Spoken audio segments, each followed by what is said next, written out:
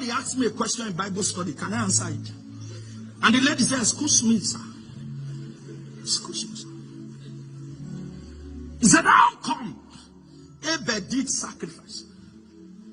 God accepted his sacrifice, attested to Abel's sacrifice, and fused almost the same after the acceptance and the acceptance.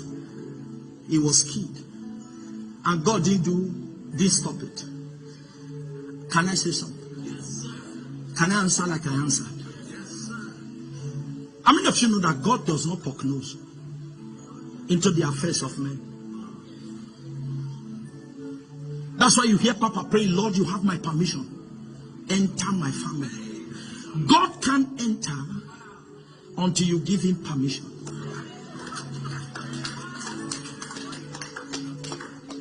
Many of us are crying, oh God, where art thou?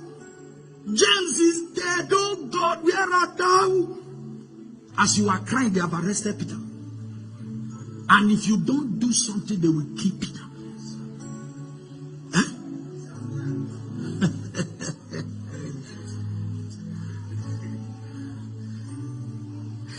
Sit down, sir. You are torturing me. Torturing means it's choking me, sprinkling me. And he said, how come God did not rescue Abel? And I said to the person, to the lady, I said, do you know that God will not enter until you allow him enter? How many of you know that the salvation of Saul was triggered by,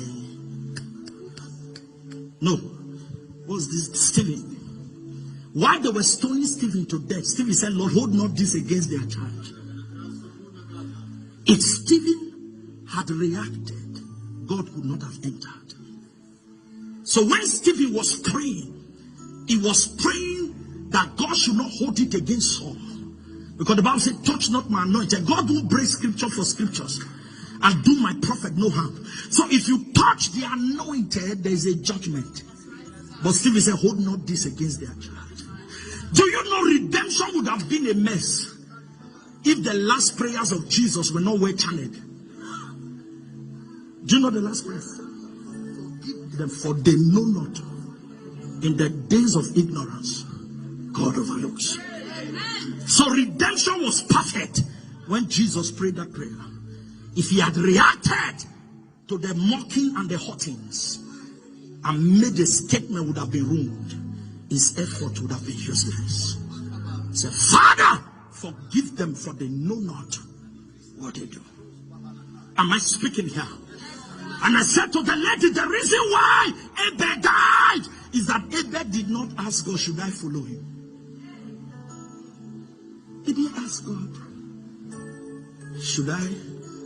He was just enjoying God. God was applauding his sacrifice. God was saying, wow, wonderful sacrifice.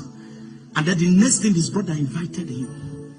He did not say, Lord, should I go? That's why he said, I was wounded in the house of my friend. Can I talk to you? Can I ask a question?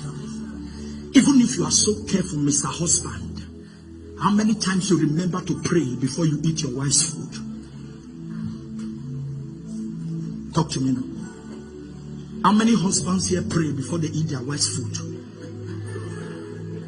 On a regular basis.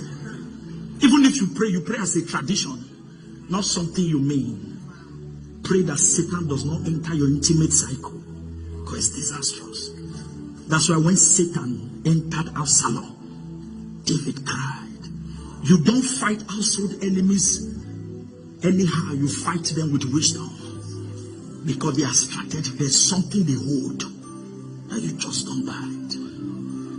There's no way Abel would be asking God, should I follow his own brother Cain?